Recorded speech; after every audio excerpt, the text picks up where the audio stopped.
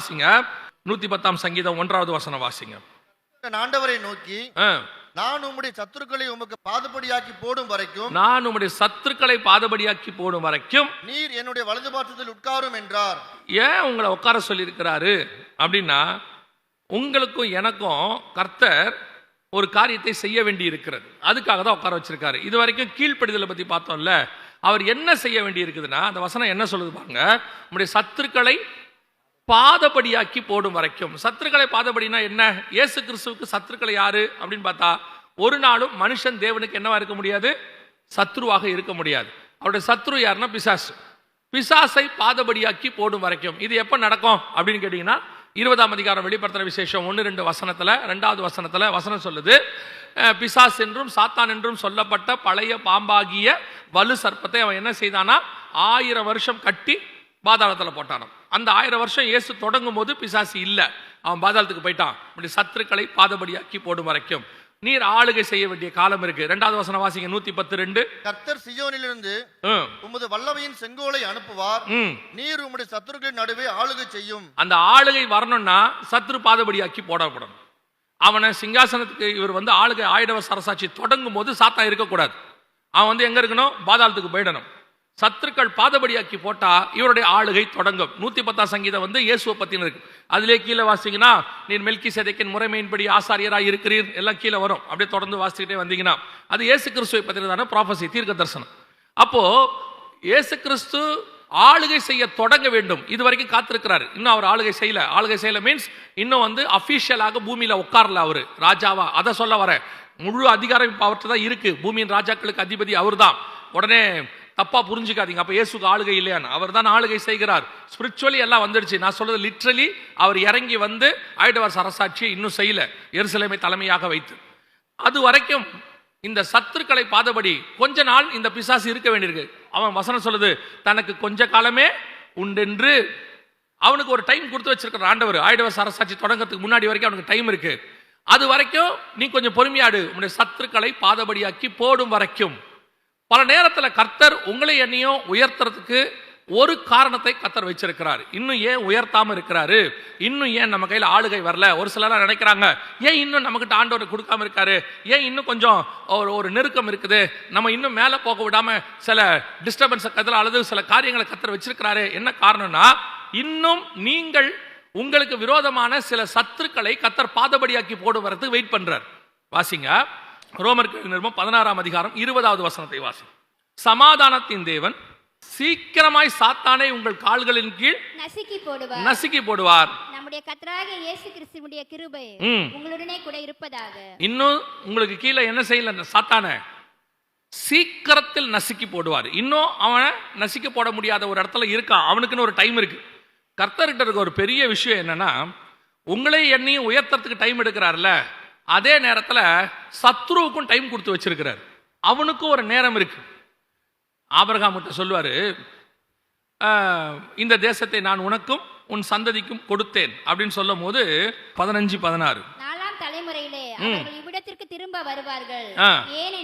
ஏனென்றால் எமோரியருடைய அக்கிரமம் இன்னும் நிறைவாகவில்லை என்றார். சத்துருக்கு டைம் கொடுத்திருக்கிறார் பாருங்க. அவன் அக்கிரமம் நிறைவாகிற வரைக்கும் அவனுக்கு டைம் இருக்குது. அதுக்கு முன்னாடி சொல்லுவாரு, 430 வருஷம் கழித்து அவங்க இங்க வருவாங்க.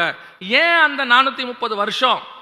ஏன் எகிப்துல அவங்க 430 வருஷம் இருக்கணும்? அதுக்கு பல காரணம் இருக்கு. அதுல ஒரு காரணம் என்னன்னா, இங்க எமோரியரின் பாவம் என்னால நிறைவாகவில்லை. இந்த பாவம் நிறைவாகிற வரைக்கும் நீ அங்க இருக்கணும். அப்பனா என்ன அர்த்தம்? இந்த சத்துரு பாதபடியாக்கி போடுகிற வரைக்கும் நீ அங்க அடிமையாகத்தான் இருக்கணும்.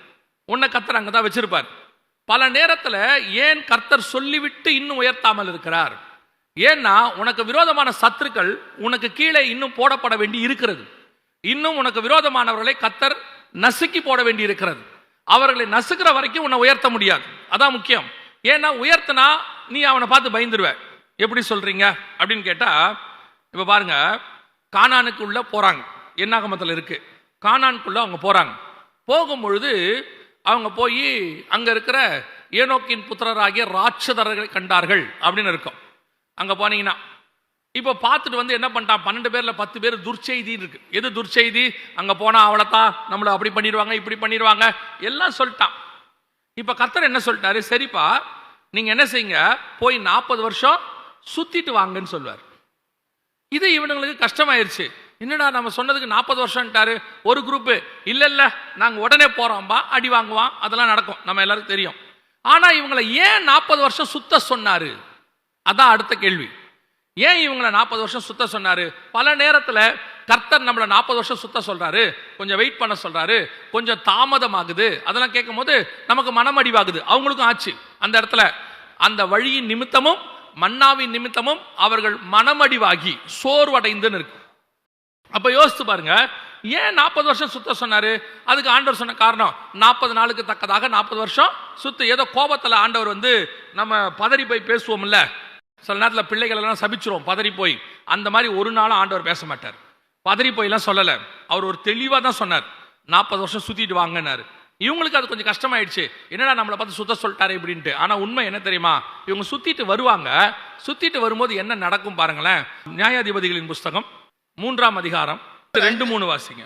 இஸ்ரவேல் புத்திரரின் சந்ததியாரும் அதற்கும் நிச்சயம் செய்த அறியாதிருந்தவர்களும் அவைகளை அறியும்படி பழக்குவிப்பதற்காகவும் கர்த்தர் விட்டு வைத்த ஜாதிகள் யார் என்றால் பெலிஸ்தரின் 5 அதிபதிகள். நல்லா கவனிங்க, இவங்க திரும்பி வரும்போது நடக்கிற சம்பவம். கர்த்தர் விட்டு வைத்த ஜாதிகள் என்னவென்றால் பெலிஸ்தரின் 5 அதிபதிகள், கானானியரும் சீதோனியரும் பாகால் எர்மோன் துவக்கி அமாத்திற்குள் பிரவேசிக்கும் வரைக்கும் லீபனோனின் மலைகளிலே குடியிருக்கிற ஏவியருமே. அந்த ஏனோக்கின் புத்திரர் இங்க இல்ல பாருங்க. எந்த ராட்சதரை கண்டு பயந்தாங்களோ அவங்க என்ன செய்யல, இப்ப இல்ல. திரும்பி வரும்போது பார்த்தா அந்த 40 வருஷம் முடியும் போது ஏனாக்கின் புத்திரர் இல்ல உள்ள. இவர் ஏன் சுத்தி வர சொன்னார்னா, நீ உன் சத்ருவை பார்த்து பயந்துட்ட. எந்த சத்ருவை பார்த்து பயந்தியோ அந்த சத்ரு இன்னும் 40 வருஷத்துல என்ன ஆயிடுவான், க்ளோஸ் ஆயிடுவான். நீ போய் சுத்தி வா, அதுக்குள்ள நான் உன் சத்ருவை இங்கே ரிமூவ் பண்ணிடுவேன். பல நேரத்தில் கர்த்தர் இந்த காரியத்தை செய்ய சொல்லும் போது நமக்கு மனமடிவா இருக்குது. ஏன் இன்னும் தாமதமாகுது, ஏன் இன்னும் இந்த மாதிரி காரியங்கள்லாம் நடக்குது, ஏன் ஆண்டவரே என்னை இப்படிலாம் செய்றீங்க அப்படின்னா, ஆண்டவர் சொல்றாரு, உன் சத்ரு இன்னும் கொஞ்சம் பேர் இருக்கிறாங்க, அவங்கள பாதபடியாக்கி போட வேண்டி இருக்குது. சாலமோன் ராஜாவாகணும்னு சொன்னா யோவாப் இருக்கக்கூடாது. யோவாப் இருந்தானா அவன் சாலமோன ராஜாவா குடைச்சல் கொடுத்துக்கிட்டே இருப்பான். காரணம், யோவாப் தாவீதுக்கு அப்புறம் யாரை தான் பார்க்கணும்னு விரும்புறான்? அப்சலோமை அவன் ராஜாவாக்கணும்னு நினைச்சான் ஆரம்பத்தில். அதுக்கப்புறம் அத்தோனியாவை ராஜாவாக்கணும்னு விரும்புறான். ஆனால் அவன் ஒரு நாளும் சாலமோனை ராஜாவாக்க விரும்பவே இல்லை. கர்த்தருடைய திட்டம் சாலமோன் ராஜாவாவது. யோவாபுக்கு என்ன பிரச்சனை தெரியுமா? இந்த சாலமோன் யாரு? இதே சாலமோனோட அம்மா பத்சேபால்.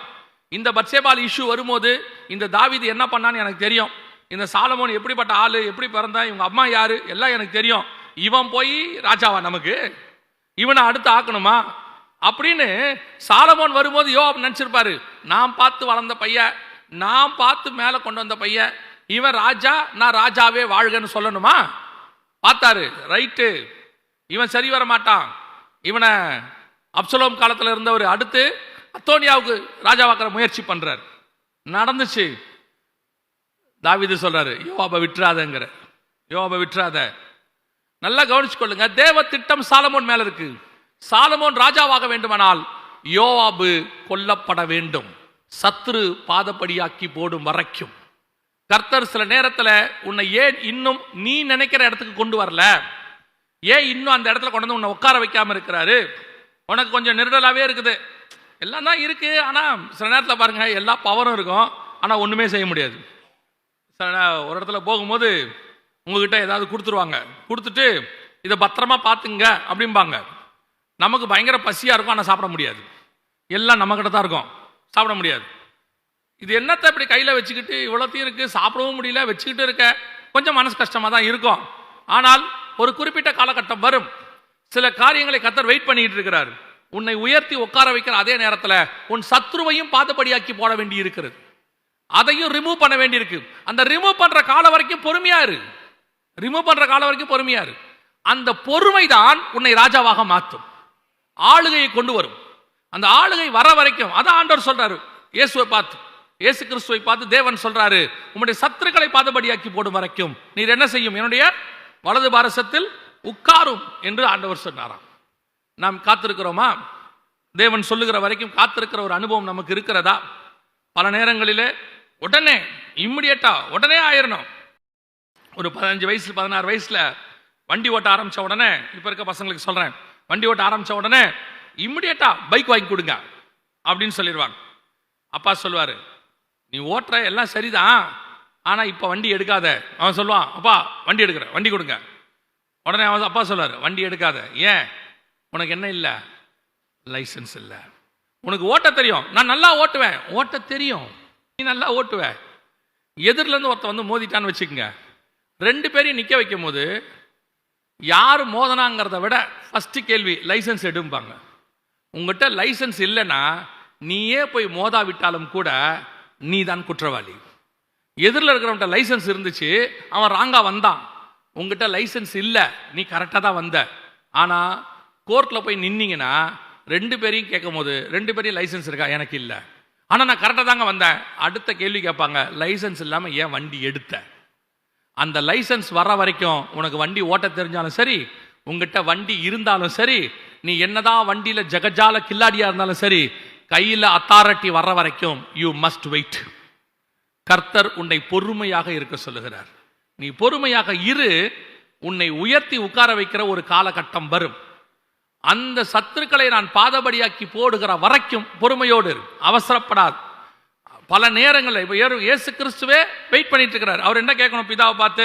இந்த பயலை தான் சிலுவையிலேயே நான் ஜெயிச்சிட்டேனே, இப்பவே உடனே க்ளோஸ் பண்ணி முடிச்சிடலாமே, ஏன் அப்படி வச்சிருக்கிறீங்க அப்படின்னு கேட்டா, நீங்க ஜெயிச்சிட்டீங்க சிலுவையில், ஆனா உங்க கூட ஒருத்தர் ஆளுகை செய்யணும்ல, ஒரு குரூப் வந்து ஆளுகை செய்யணும்ல, அவங்கெல்லாம் வரணும்ல, அவர்களும் யாரை ஜெயிக்க வேண்டியிருக்கிறது? இந்த சத்துருவை ஜெயிக்க வேண்டியிருக்கு. நீங்க எப்படி மரணத்தை ஜெயித்தீங்களோ அவங்களும் ஜெயிக்கணும், நீங்க எப்படி உலகத்தை ஜெயித்தீங்களோ அவங்களும் ஜெயிக்கணும். உங்களுக்கு இந்த சத்துரு எப்படி ஒரு எக்ஸாமினேஷனர், அதாவது ஒரு டெஸ்ட் எடுக்கிற ஆள் மாதிரி இருந்தானோ, அதே மாதிரி இன்னொரு குரூப்புக்கும் இவன் இருப்பான். அவங்கெல்லாம் ஜெயிச்சு மொத்தமா வந்தாதான் ஆளுகை செய்ய முடியும். அது வரைக்கும் நான் இவனை விட்டு வச்சிருக்கிறேன். இயேசு பொறுமையோடு கூட காத்து கொண்டு இருக்கிறார். இதைத்தான் நான் உங்களுக்கு சொல்லுகிறேன். உங்களுக்கு முன்பாக ஆண்டவர் சத்துருக்களை வைத்திருக்கிறார். சத்துருக்களை துரத்துகிற வரைக்கும் வெயிட் பண்ணுங்க.